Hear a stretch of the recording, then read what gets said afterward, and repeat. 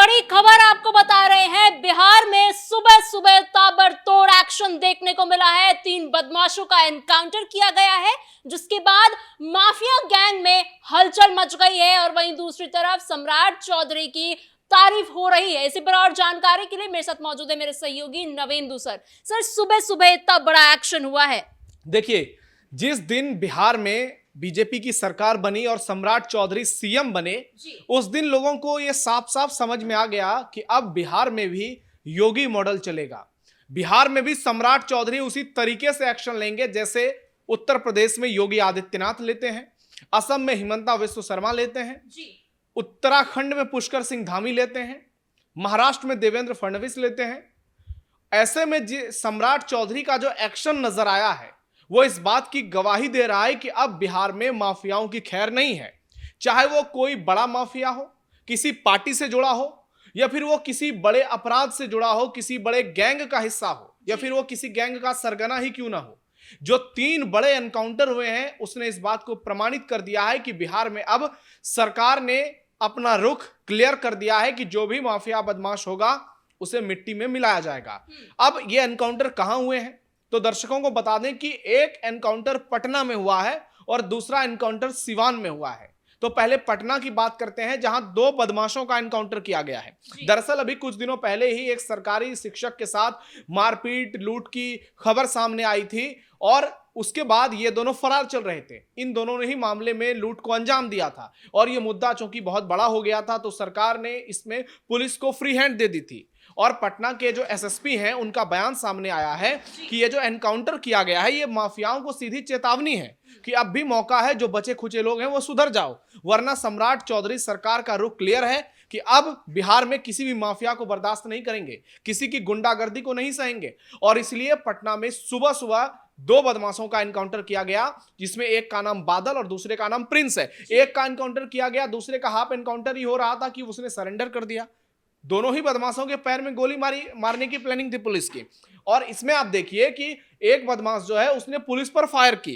तो ये जब पुलिस पर फायर करेंगे तो फिर सम्राट चौधरी ने तो कह ही दिया है कि ये जो बंदूक दिए हैं ये खिलौना हाथ में नहीं है और जिन पुलिस वालों को गोली चलानी नहीं आती है वो नौकरी छोड़ दो।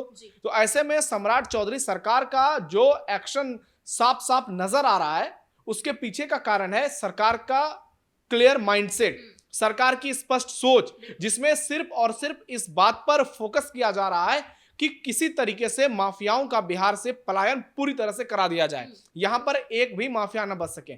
दूसरा मामला सिवान से है, शहाबुद्दीन का गढ़, जिस सिवान की पहचान शहाबुद्दीन से रही, अब सिवान में ताबड़तोड़ एनकाउंटर देखने को मिल रहे हैं और वहां पर 30 लाख के ज्वेलरी के लूट का मामला था और आरोपी फरार चल रहा था। लेकिन पुलिस को जैसे ही उसकी सूचना मिली उसके बाद पुलिस ने जबरदस्त एक्शन दिखाया और उसके पैर में गोली मारी। तो ऑपरेशन लंगड़ा के तहत बिहार में ये जो एनकाउंटर पॉलिसी चल रही है इसने माफियाओं में खलबली मचा दी है। इसने जितने भी अपराधी हैं उनके गैंग में अफरा तफरी मचा दी है और बहुत सारे ऐसे माफिया हैं जो सीधे सीधे राजनीतिक पार्टियों से जुड़े हैं, उनके होश उड़े हुए हैं कि कब हम जो है हमारा नंबर आ जाए। हमने देखा था अभी भागलपुर के सुल्तानगंज में जिस तरीके से नगर परिषद में घुसकर उनके चेयरमैन को गोली मारी गई और अब तो दूसरे की भी मौत हो चुकी है उस मामले में जो हॉस्पिटल में थे।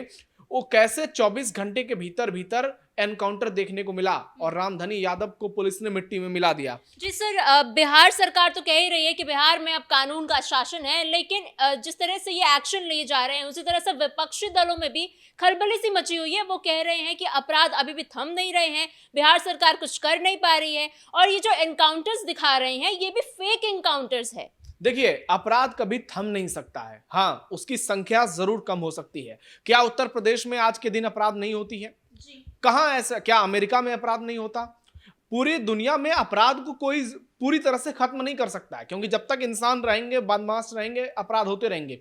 लेकिन सरकार का एक जो रवैया नजर आता है, सरकार का जो एक पॉजिटिव अप्रोच दिखाई देता है, वो अब बिहार और उत्तर प्रदेश में तो बहुत पहले से देखने को मिल रहा था।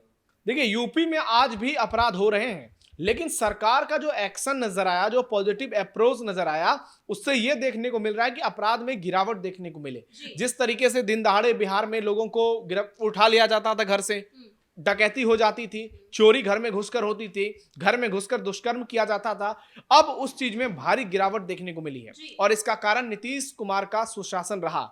20 सालों तक नीतीश कुमार ने अपनी छत्रछाया में बिहार में जो कायाकल्प किया है उसके लिए पूरा बिहार उनका ऋणी रहेगा।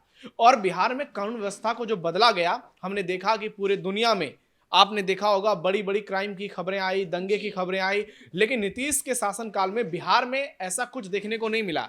कोई बहुत बड़ा दंगा देखने को नहीं मिला, उपद्रव देखने को नहीं मिला जो लालू प्रसाद यादव के शासनकाल में हुआ करता था।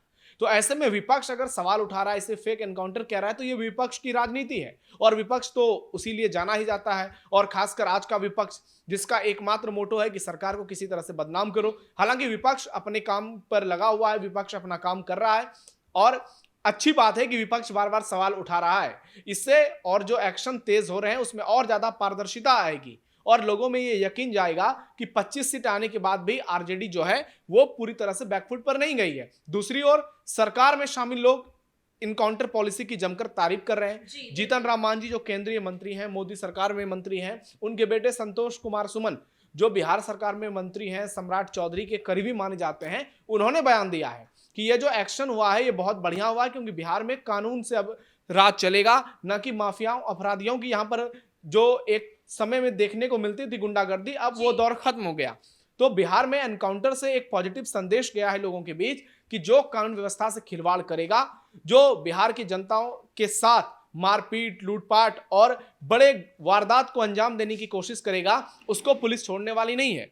और आपने देखा कि इस मामले में किसी की जान नहीं ली गई थी, लेकिन उसके बावजूद जो एनकाउंटर नजर आया उसने इस बात को प्रमाणित कर दिया कि बिहार में अब सरकार ने एक फॉर्मूला तैयार कर लिया है, माफियाओं की सूची तैयार कर ली है और माफियाओं की कैटेगरी भी डिसाइड कर ली गई है कि अब अपराध की श्रेणी जो है वो कुछ भी हो, सरकार मजबूत एक्शन लेगी, सरकार कठोर फैसला लेगी ताकि आने वाले समय में जो अभी नए नए माफिया पनप रहे हैं, नए नए बदमाश जो साजिशों में शामिल हो रहे हैं, उनमें यह संदेश जाए कि अगर बदमाशी करोगे, उत्पात मचाओगे तो हाल वही होगा जो उत्तर प्रदेश में होता है। सर, लेकिन जब से सीएम बने हैं सम्राट चौधरी, उनके सीएम बने हुए लगभग 1 महीना भी अभी तक नहीं हुआ है, लेकिन सीएम बनते ही कम से कम 18 से 20 एनकाउंटर के हमने केसेस देख लिए हैं। ऐसे में कुछ लोग हैं जो ये कह रहे हैं कि अभी नए नए सीएम बने हैं, इसी वजह से ये सारे एक्शंस लिए जा रहे हैं, धीरे धीरे करके ये सब कुछ खत्म होता चला जाएगा, कोई एक्शन नहीं लिया जाएगा। देखिए, यही बातें योगी आदित्यनाथ के बारे में भी बोली जाती थी कि जब सीएम योगी को उत्तर प्रदेश की जिम्मेदारी दी गई थी